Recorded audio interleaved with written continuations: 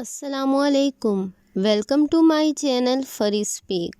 دوستو، آج کی یہ میری کہانی ایک سچی اور سبق آموز کہانی ہے۔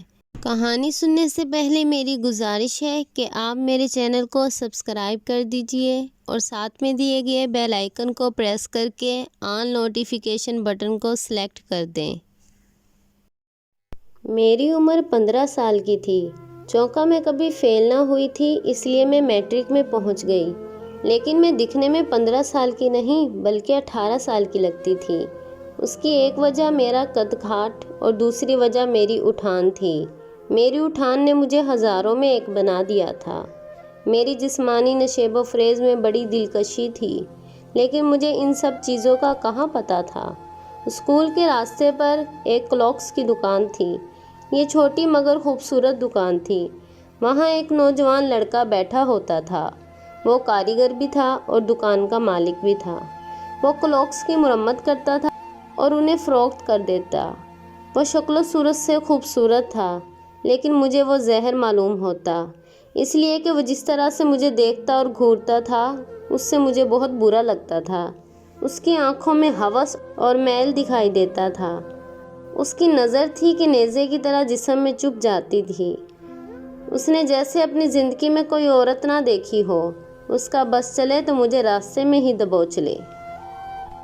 اس کے اس طرح دیکھنے پر میرا دل چاہتا تھا کہ اس کا چہرہ نوچ لوں، اس کی آنکھیں پھوڑ دوں۔ میں نے جب اس کی جانب دیکھنا بند کر دیا تو وہ کیا کرتا تھا، مجھے اسکول جانے اور واپس آتے دیکھ کر اس راستے پہ کھڑا ہو جاتا تھا جہاں میری نگاہ اس پر پڑ جاتی۔ یہاں میں نے میٹرک کا امتحان دیا، وہاں میرے رشتے کی باتیں ہونے لگی۔ یہ ٹھیک تھا کہ میں ایک خوبصورت لڑکی تھی، لیکن میری بڑی بہن بھی تھی، جو کہ مجھ جتنی حسین تو نہ تھی لیکن دلکشی کا پیکر تھی۔ گھر میں جس کے لیے میرے رشتے کی بات ہو رہی تھی وہ وہی کلوکس والا ارشد ہی تھا۔ جب میں نے سنا تو شرم و حیا کو بالائے طاق رکھ کر صاف انکار کر دیا۔ آخرکار ارشد کا رشتہ میری مخالفت کے باوجود کر دیا گیا۔ میرا اس سے نکاح ہو گیا۔ رخصتی کے لیے میرے والدین نے وقت لیا تاکہ بڑی بہن کی شادی کے وقت یا بعد میری رخصتی ہوگی۔ نکاح کے کچھ دنوں بعد ہمارے ہاں آمد و رفت شروع ہو گئی۔ وہ موقع دیکھ کر آ جاتا، ہر دم میرے سامنے جو تعریف کرتا رہتا، مجھے بالکل بھی پسند نہیں تھا۔ اس کی آمد و رفت مجھے اچھی نہیں لگتی تھی۔ والدین کو چاہیے تھا کہ اسے منع کرتے، لیکن وہ اسے منع نہیں کرتے تھے۔ ایک دن اتفاق سے امی اور بہن گھر پر نہیں تھے۔ وہ آ گیا اور مجھے تنہا پا کر بہت خوش ہو گیا۔ اس نے تنہائی کا فائدہ اٹھاتے ہوئے پہلے تو محبت بھری باتیں کی تاکہ میں بہل جاؤں۔ جب میں نے اس کی حوصلہ افزائی نہ کی تو اس نے میرا ہاتھ پکڑ کر اپنی طرف کھینچ لیا اور میرے چہرے کے قریب ہونے ہی والا تھا کہ میں نے مزاحمت کی، اسے کامیاب نہ ہونے دیا تو وہ کہنے لگا کہ تم شرعی اور قانونی طور پر میری بیوی ہو گئی ہو، اس لیے کہ ہمارا نکاح ہو چکا ہے۔ رخصتی نہیں ہوئی تو کیا ہوا؟ میں اس کے بازوؤں کی گرفت سے نکلنے کی کوشش کرتے ہوئے بولی، مجھے تمہاری کوئی بات منظور نہیں، تم میری نظروں کے سامنے سے دفع ہو جاؤ۔ نکاح ہوا ہے تو کیا ہو گیا، کسی بات کی اجازت نہیں دوں گی۔ لیکن اس پر جیسے شیطان سوار تھا، وہ میری عزت کے در پہ ہو گیا، منمانی کرنا چاہتا تھا۔ اس سے پہلے کہ وہ مجھے بے لباس کرتا، میں نے پوری قوت جمع کر کے اسے زور سے دھکا دیا تو وہ دور جا گرا۔ میں نے اس موقع کا فائدہ اٹھانے کی پل بھر بھی دیر نہ کی۔ میں باورچی خانے میں گھس گئی اور سبزی کاٹنے والی بڑی چھری نکال لائی۔ وہ میرا غصہ اور حقارت کو دیکھ کر خوف کھا کر بھاگ نکلا۔ اس کے جاتے ہی میں نے چھری پھینک دی۔ میں نے اپنا حلیہ دیکھا، میرے بال بے ترتیب ہو رہے تھے، چہرے پر سرخ نشانات آ گئے تھے۔ اگر میں اس کے بازوؤں سے نہ نکل پاتی تو میں اس کے قابو میں آ جاتی اور میں بے بس ہو جاتی اور میرے جسم پر لباس نہ رہتا، نہ میری عزت رہتی۔ میں اپنا حلیہ درست کرنے کی بجائے پھوٹ پھوٹ کر رونے لگی۔ اتنی دیر میں میری امی اور بڑی بہن بھی گھر آ گئی۔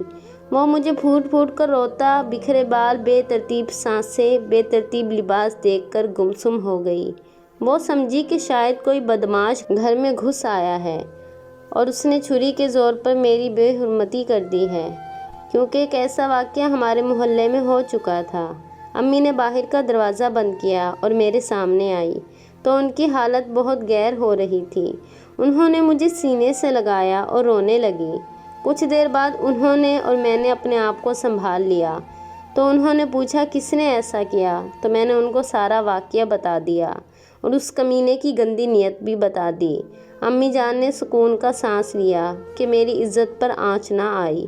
پھر امی نے اس کو گھر بلا لیا اور اس کی بری طرح خبر لی، اور وہ رخصتی تک کیا صبر نہیں کر سکتا تھا۔ بات اتنی بڑھ گئی کہ اس نے مجھے طلاق دے دی۔ اس کے طلاق دینے سے مجھے نجات مل گئی۔ میں نے میٹرک پاس کرنے کے بعد کالج میں داخلہ لے لیا اور میں بہت خوش تھی۔ اس کے بعد ہم لوگ گاؤں چلے گئے۔ گاؤں کے لوگ ہماری بہت عزت کرتے تھے۔ اس گاؤں میں ہندوؤں کی تعداد بہت زیادہ تھی۔ ان کا مسلمانوں کے ساتھ بڑا میل ملاپ تھا۔ ہم لوگ ایک دوسرے کے دکھ درد میں شریک ہوتے تھے۔ ہندوؤں میں بہت تہوار منائے جاتے تھے۔ جب ہم گاؤں پہنچے تو ان دنوں ان کا ایک تہوار چل رہا تھا۔ رات کو ڈرامہ ہوتا تھا۔ ہمارے پڑوسی ہندوؤں میں ہم عمر لڑکیوں میری بہت اچھی دوست تھیں۔ جو میری دوست تھی اس نے مجھ سے کہا کہ تم بھی ہمارے ساتھ چلو۔ میں اپنے گھر والوں سے چھپ کر ان کے ساتھ ڈرامہ دیکھنے چلی گئی۔ وہاں جانے کے لیے ضروری تھا کہ میں ہندو لڑکی کا روپ دھار لوں۔ تہوار کا انتظام کرنے اور ان کی نگرانی کرنے والا ایک پولیس آفیسر پشاور سے آیا تھا تاکہ کوئی گڑبڑ نہ ہو جائے۔ اس نے مجھے دیکھا اور جان گیا کہ میں ہندو لڑکی نہیں ہوں، ہندو کے بھیس میں ہوں۔ جب اس نے مجھ سے بات کی تو سوالات سے میں اس کے گھبرا گئی۔ میں انکار نہ کر سکی۔ میں نے اس کی باتوں اور پرستائش نظروں سے صاف محسوس کر لیا کہ اس نے مجھے پسند کر لیا ہے اور مجھ پر فریفتہ ہو چکا ہے۔ چونکہ میں بہت حسین تھی اور معمولی لباس میں اور بھی زیادہ پیاری لگ رہی تھی، مگر اس خصوصی لباس اور سنگھار نے میرا حسن دوبالا کر دیا تھا۔ مجھے بھی وہ اچھا لگا اور اس کی گفتگو میں شائستگی تھی۔ وہ ارشد کی طرح نہ تھا۔ اس نے جب سرگوشی سے یہ کہا کہ آپ بہت اچھی لگ رہی ہیں تو میرا رنگ سرخ ہو گیا۔ 3-4 روز کے بعد ہم اپنے گھر واپس آ گئے۔ کچھ 6-7 دن کے بعد اس پولیس آفیسر کا رشتہ آ گیا تو والدین نے اسے قبول کر لیا، جبکہ خاندان والوں نے سختی سے مخالفت کی کہ پولیس آفیسر اچھے نہیں ہوتے۔ اس پولیس آفیسر کا نام اسلم تھا۔ اس سے میری منگنی ہو گئی۔ خاندان میں ایک دور کے چچا پولیس انسپکٹر ہو کر ریٹائرڈ ہو گئے تھے۔ انہوں نے والد سے کہا کہ تم نے چھان بین کیے بغیر منگنی کیسے کر دی؟ خدا کا کرنا ایسے ہوا کہ ایک روز ایک جوان اور حسین سی عورت 2 بچوں کے ساتھ ہمارے گھر آ گئی۔ اس نے بتایا کہ وہ اسلم کی پہلی بیوی ہے۔ اس کا شوہر اچھا آدمی نہیں ہے۔ 15-16 سالہ بچیوں سے شادی کر کے جی بھرنے کے بعد انہیں طلاق دے دیتا ہے۔ اب تک وہ 3 لڑکیوں کی زندگی برباد کر چکا ہے۔ اس لڑکی نے اپنی تصویر اور نکاح نامہ بطور ثبوت پیش کیا۔ اس نے ہم لوگوں سے قسم لی کہ اسے بتایا نہ جائے کہ وہ آئی تھی۔ پھر انسپکٹر چچا نے منگنی توڑ دی جب اس نے بتایا کہ اس کی پہلی بیوی موجود ہے اور 2 بچے ہیں، اور وہ 3-4 لڑکیوں سے پہلے بھی شادی کر چکا ہے۔ یہ بات سن کر وہ بڑا حیران ہوا۔ اگر انسپکٹر چچا درمیان میں نہ آتے تو ہماری تو شامت ہی آ جاتی۔ انسپکٹر چچا ہی ان سے نپٹے تھے، ورنہ کوئی اور ہوتا تو نہ جانے کیا کرتا۔ اب ہر ایک نے یہی کہنا شروع کر دیا تھا کہ نہ جانے اس لڑکی کی قسمت میں کیا ہے۔ کاش جتنی اچھی اس کی شکل ہے لاکھوں میں ایک ہے، نصیب بھی اتنا ہی اچھا ہوتا۔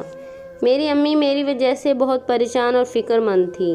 انہی دنوں میری خالہ بھی باہر ملک سے آ گئیں۔ ان کے ہمراہ ان کے بچے بھی آئے تھے۔ ہم لوگ ان سے مل کر بہت خوش ہوئے تھے۔ میں نے جب ان کو دیکھا تھا تو اس وقت میری عمر 6 سال کی تھی۔ طاہر میری خالہ کا بیٹا تھا۔ وہ بہت خوبصورت تھا، ایک لڑکی کے تصوراتی شہزادے کی طرح۔ وہ مجھے بہت پسند آیا۔ اس نے بھی مجھے پسند کر لیا تھا۔ ناپسند کرنے کا تو سوال ہی پیدا نہ ہوتا تھا، کیونکہ میں غیر معمولی طور پر حسین تھی۔ طاہر اور میں تمام دن باتیں کرتے رہتے، شام کے وقت پارک میں چلے جاتے۔ خالو جان نے جب دیکھا کہ ان کا بیٹا مجھ میں دلچسپی لیتا ہے تو انہوں نے میرے والدین سے رشتہ مانگ لیا۔ انہیں اور کیا چاہیے تھا، فٹ منگنی ہو گئی۔ مگر خالو جان کی کچھ مجبوریاں تھیں۔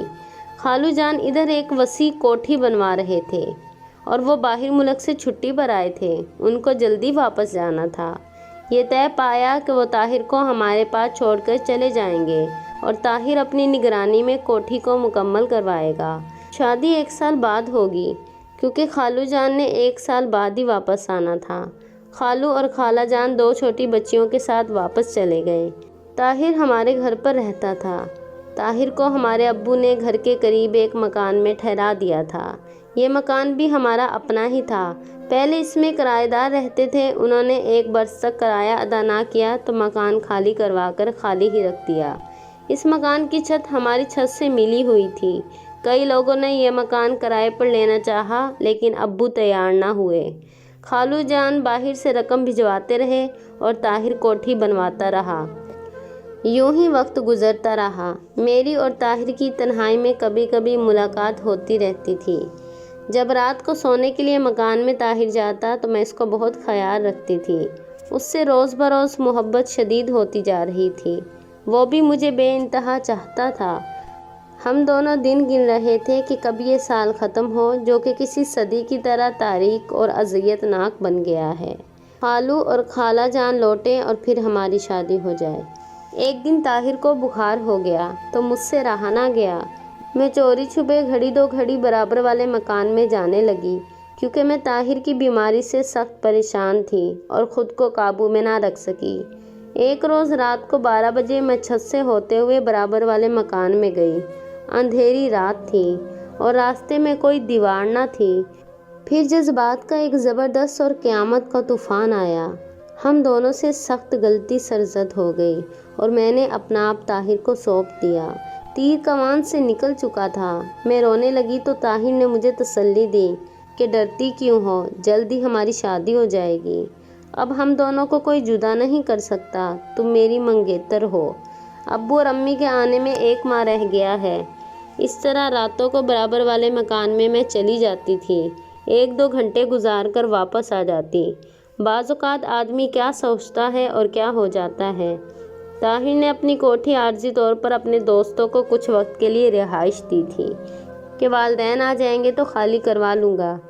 کوٹھی کا خالی رہنا ٹھیک نہیں۔ ایک دن سنا کہ کوٹھی میں قتل کی واردات ہو گئی ہے۔ پولیس آئی تو طاہر کے دوستوں کے ساتھ ساتھ طاہر کو بھی گرفتار کر کے لے گئی۔ بعد میں معلوم ہوا کہ کوٹھی میں جوا کھیلا جاتا تھا۔ بڑی بڑی رقم اس تاش کے کھیل میں لگا دی جاتی تھی۔ حسن اتفاق سے طاہر وہاں پہنچا تو وہاں جھگڑا ہو رہا تھا۔ اس نے بچاؤ کی بہت کوشش کی، چونکہ وہ دونوں سخت غصے میں تھے تو ایک دوست کے ہاتھوں دوسرا دوست قتل ہو گیا۔ طاہر کو اس بات کی خبر تک بھی نہ تھی۔ اس کے دوست رات اور فرصت کے وقت جوا کھیلتے تھے۔ اس کی موجودگی میں جب وہ لوگ تاش کھیلتے تھے تو رقم نہیں لگاتے تھے۔ اس کیس کی انویسٹیگیشن اسلم کے ہاتھوں میں آ گئی۔ جیسے اس بات کا رنج اور غصہ تھا کہ اس کی شادی میرے بجائے طاہر سے ہو رہی تھی۔ اس نے طاہر کا نام بھی FRI میں لکھ دیا۔ اس نے FRI میں یہ لکھا تھا کہ طاہر نہ صرف کوٹھی میں جوا کھیلتا ہے بلکہ وہاں لڑکیاں بھی لا کر ان کی بے حرمتی کرتا ہے۔ محلے والے اس بات کے گواہ ہیں۔ میری شادی میں بس 10 دن باقی رہ گئے تھے، یہ حادثہ رونما ہو گیا جو کہ نہیں ہونا تھا۔ طاہر کی گرفتاری سنتے ہی خالو جان بھی باہر سے آ گئی۔ اصل میں ایک کالی بھیڑ تھی، اس لیے طاہر کی جان نہ چھوٹ سکی۔ یوں طاہر کو بالآخر عدالت نے سزا سنا دی۔ ہماری شادی نہ ہو سکی، میرے خواب ادھورے رہ گئے۔ طاہر جیل کی سلاخوں کے پیچھے چلا گیا، یہاں تک کہ بات رہتی تو بن جاتی۔ بدقسمتی سے کہ مجھے ابھی اور سہنا تھا، راتوں کی ملاقاتوں کا نتیجہ نکل آیا اور وہ ہو گیا جو نہ ہونا چاہیے تھا۔ تنہائی میں جب ہم دونوں ملتے تھے تو اس بات کا کسی کو علم نہ تھا اور نہ ہی کسی کو علم ہوتا، مگر خدا کو ہمارا گناہ چھپانا منظور نہ تھا۔ جب طاہر جیل میں تھا تو انسپکٹر نے میرے والدین سے کہا تھا کہ اپنی بیٹی کی شادی مجھ سے کر دو، میں طاہر کو بے گناہ ثابت کر کے رہا کر دوں گا۔ والدین نے اس کی بات نہ مانی۔ میرے والد نے مجھے پھوپھی کے گھر بھیج دیا جہاں میں نے ایک بیٹی کو جنم دیا۔ یوں 8 سال بیت گئے۔ پھر طاہر جیل سے رہا ہو کر آ گیا۔ جب طاہر کے ساتھ میرا نکاح ہوا تب میری بیٹی کی عمر 9 سال ہو چکی تھی۔ اگرچہ ہماری یہ بچی ہے لیکن جو اس پر داغ لگا ہے اسے ہم شاید کبھی دھو نہیں سکتے، یہ تو وقت ہی بتا سکتا ہے۔ میری زندگی خوشیوں بھری تھی، حالات نے اسے ناکامی کی کہانی بنا دی، اور میں اس بات کی گواہی دیتی ہوں کہ خدارا برے کام کا برا نتیجہ ہوتا ہے اور آپ کا گناہ آپ کے سامنے ایک نہ ایک دن ضرور آتا ہے۔